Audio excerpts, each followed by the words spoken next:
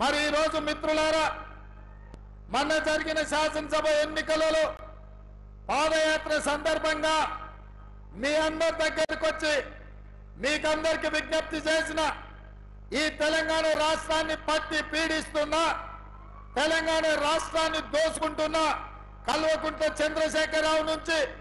విముక్తి కలిగించాలి అనంటే ఈ వరంగల్ జిల్లాలో మొత్తానికి మొత్తం కాంగ్రెస్ ఎమ్మెల్యేలు గెలవాలి. అప్పుడే ఈ రాష్ట్రానికి పట్టిన చీడ పీడ విముక్తి కలుగుతుందని